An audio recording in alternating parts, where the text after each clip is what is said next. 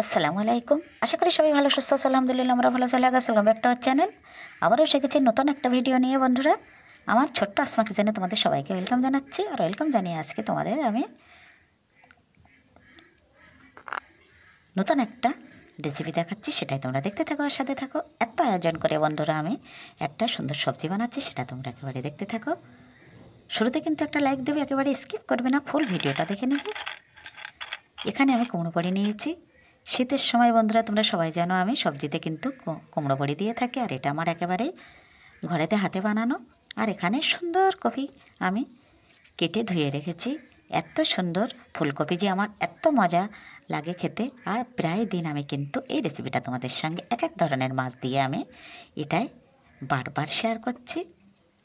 একেবারে কি সুন্দর সাদা ধবধবে ফুলকপি, সেটা আমি এখন কিভাবে আজকে রান্না বানাচ্ছি সেটা তোমরা দেখতে থাকো। এখানে আমি একটু বড় সাইজের বাটা মাছ নিয়েছি বন্ধুরা।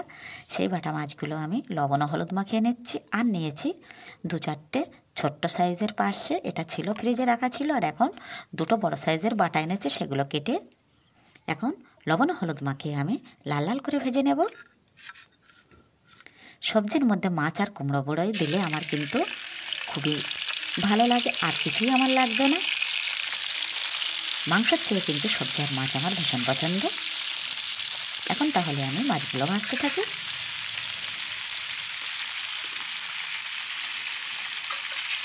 এত আয়োজন করে আজকে আমি রান্না বানাতে এসেছি, শেষে বলছি এই রান্নাটা কেমন লেগেছিল তোমরা শুনলে একেবারেই অবাক হয়ে যাবে।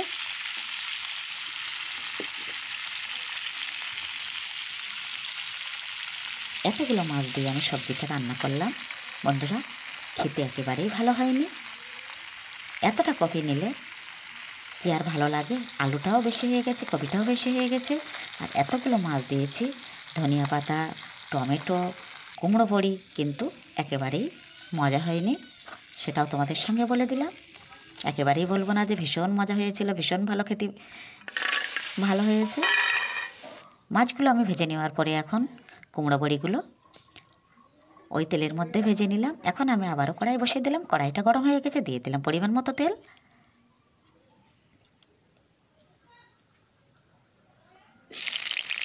দিয়ে দিলাম পেঁয়াজ কুচি। তেলটা গরম হয়ে গেছে।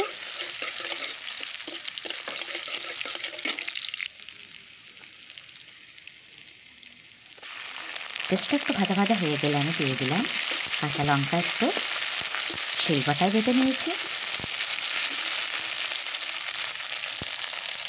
এখন দিয়ে দিচ্ছি সুন্দর সুন্দর নতুন ছোটো সাইজের আলুগুলো। এই আলুগুলো খেতে আমার ভীষণ মজা লাগে।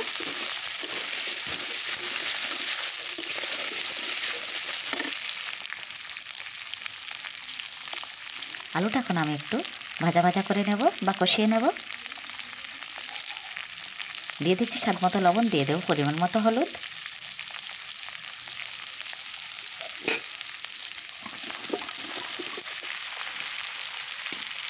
এখন কপি আর আলুটা আমি সুন্দর করে কষিয়ে নেব।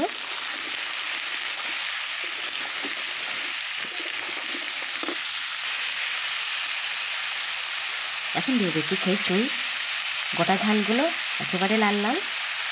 আর দিয়ে দিচ্ছি কিছু সবুজ কাঁচা লঙ্কা।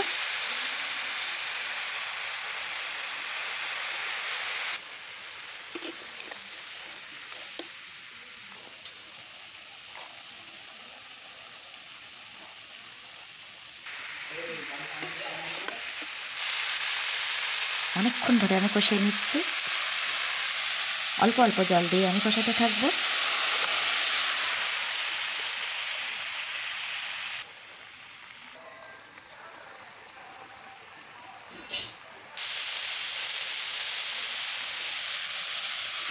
এত ধৈর্য ধরে এত কিছু দিয়ে এই রান্নাটা বানালাম বন্ধুরা, খেতে যখন মজা হয়নি কি আর বলবো। মনে হচ্ছে যে এখন আর আমি কোনোদিন এই কপিগুলো রান্না করব না, কিন্তু না, আবারও আমি রান্না বানিয়েছি। অনেকক্ষণ ধরে আমি কিন্তু কষিয়ে নিলাম। তারপরে আমি পরিমাণ মতো জল দিয়ে ঝোলটা দিয়ে দিলাম। এখন আমি ঝোলের মধ্যে দিয়ে দেব মটরশুঁটি, কুমড়ো বড়ি, মাছ আর টমেটো। এত কিছু দিয়েছি আর এত সুন্দর করে ধৈর্য ধরে আমি রান্না বানিয়েছি, তবু কিন্তু একেবারেই মজা হয়নি।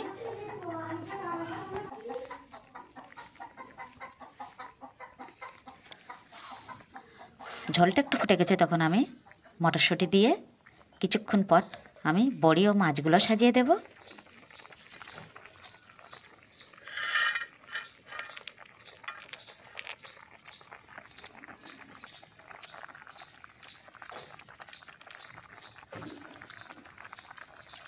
ফুলকপি, আলু, কুমড়ো বড়ি, বাটা ও 5-6 মাছ দিয়ে আজকের এই রান্নাটা আমি ঝোলঝোল অবস্থায় শেষ করে দেব। যদি কিছু ভালো লেগে থাকে চ্যানেলটি সাবস্ক্রাইব করবে বন্ধুরা।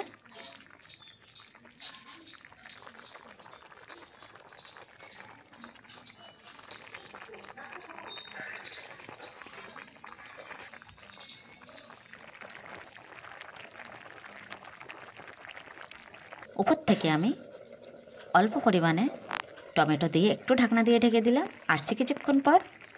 একেবারেই রান্না আমার রেডি। আবারও দেখা হচ্ছে নতুন কোনো ভিডিওর সাথে। ততক্ষণে সবাই ভালো ও সুস্থ থেকো। একেবারেই গরমা গরম ভাত খুলে ছাদের উপরে চলে এলাম। আল্লাহ হাফেজ।